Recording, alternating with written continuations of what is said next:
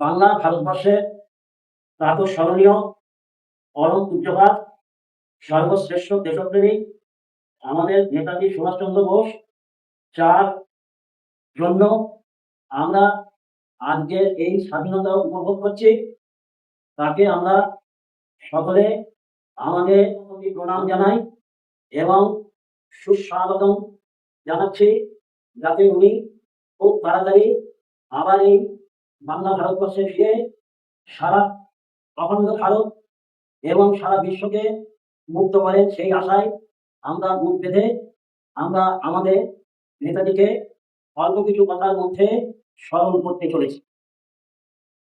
আমাকে অনেকে প্রশ্ন করেছেন যে নেতাজি কিভাবে আজাদ হিন্দ ফৌজ এবং আজাদ হিন্দ সরকার গঠন করলেন। সেই পরিপ্রেক্ষিতে আমরা স্বল্প পরিসরে কিছু আলোচনা করব। আমরা জানি নেতাজি সুভাষচন্দ্র বোস তার মহা নিষ্ক্রমণের মধ্য দিয়ে দেশ থেকে বেরিয়ে আফগানিস্তান হয়ে প্রথমে উনি রাশিয়ায় পৌঁছন। রাশিয়ায় স্টালিনের সাহায্যে, যেটুকু আমরা জানি, উনি জার্মানে পৌঁছন। জার্মানে গিয়ে আমাদের যে সমস্ত সৈন্য দ্বিতীয় বিশ্বযুদ্ধে জার্মানে ছিল, বন্দী ছিল, ব্রিটিশের হয়ে যুদ্ধ করতে গিয়ে জার্মানের হাতে বন্দী হয়েছিল, তাদেরকে নিয়ে একটা সৈন্যবাহিনী গঠন করেছিলেন জার্মানি। যখন তিনি বুঝতে পারলেন যে জার্মান থেকে ভারতবর্ষে গিয়ে যুদ্ধ পরিচালনা করা খুব কঠিন হবে, তখন উনি জার্মানের সর্বময় কর্তা, তৃতীয় বিশ্বযুদ্ধে নায়ক হিটলারের সঙ্গে আলোচনা করলেন। হিটলার বললেন, আপনার ভারতবর্ষকে মুক্ত করার জন্য আমি আপনাকে কি সাহায্য করতে পারি? তখন নেতাজি বললেন, আমাকে এশিয়ার দিকে আপনাকে পৌঁছে দিতে হবে। সেই কথা অনুযায়ী হিটলার সেই ভয়ঙ্কর যুদ্ধের মধ্যে, যখন সমুদ্র উত্তাল হয়ে গেছে যুদ্ধে, সেই সময় একটি সাবমেরিন ঠিক করে দেন। সেই সাবমেরিনে করে 90 দিন যাত্রা করে এশিয়ার বুকে নেতাজি এসে সিঙ্গাপুর এবং ব্যাংককে পৌঁছন। এই দীর্ঘ দুর্গম যাত্রার মধ্যে নেতাজিকে একবার আফ্রিকার মাদাগাস্কার পোর্টে দাঁড়াতে হয় খাবার দাবার তেল নেওয়ার জন্য। তারপর আবার স্টার্ট করে সোজা এশিয়াতে আসেন বলে জানা গেছে, এখন পর্যন্ত যা জানা গেছে। এশিয়াতে আসার পরে সিঙ্গাপুরে আমাদের মহান বিপ্লবী রাসবিহারী বসু ছিলেন। উনি একটা বাহিনী তৈরি করেছিলেন, যার নাম প্রাথমিকভাবে আজাদ হিন্দ বাহিনীর নাম দেওয়া হয়েছে। রাসবিহারী বসু সেই সময় উনি বুঝতে পেরেছিলেন যে এই আজাদ হিন্দ ফৌজকে নেতৃত্ব দেওয়ার জন্য সুযোগ্য উত্তরসূরি হচ্ছে সুভাষচন্দ্র বোস, যার হাতে এই ফৌজ এবং সরকারকে অর্পণ করলে দেশ স্বাধীন হবে। এটা রাসবিহারী বোস বিশ্বাস করতেন এবং সেই বিশ্বাসের ধারা ধরে উনি নেতাজির হাতে আজাদ হিন্দ ফৌজকে অর্পণ করলেন। তারপরে নেতাজি সেই আজাদ হিন্দ ফৌজকে সুন্দরভাবে তৈরি করে নেতাজি প্রথম আজাদ হিন্দ বাহিনীতে নারী সৈন্য নিযুক্ত করেছিলেন। এই বিশ্বের মধ্যে সর্বপ্রথম মেয়েরা যোগদান করেছিল এই স্বাধীনতা মহাযুদ্ধে রানী লক্ষ্মীবাই ব্রিগেডের মাধ্যমে। এইভাবে সুন্দরভাবে আজাদ হিন্দ ফৌজ তৈরি হয়। নেতাজি হন তার সর্বাধিনায়ক, প্রধানমন্ত্রী, প্রেসিডেন্ট এবং মিলিটারি কমিশনের চেয়ারম্যান নেতাজি থাকেন এবং প্রধান উপদেষ্টা হিসাবে রাসবিহারী বসু দায়িত্বভার গ্রহণ করেন আজাদ হিন্দ ফৌজ সরকার। তারপরে আমরা যেটুকু জানি, যুদ্ধ শুরু হয় এবং নেতাজি বীর পরাক্রমে মণিপুরের মৈরাং পর্যন্ত ঢুকে যান তার ফৌজ নিয়ে। এরপরে যেটা হলো, প্রবল প্রাকৃতিক দুর্যোগ এবং খাদ্যাভাবে আজাদ হিন্দ ফৌজে সৈন্যরা খুব কাহিল হয়ে পড়েছিলেন।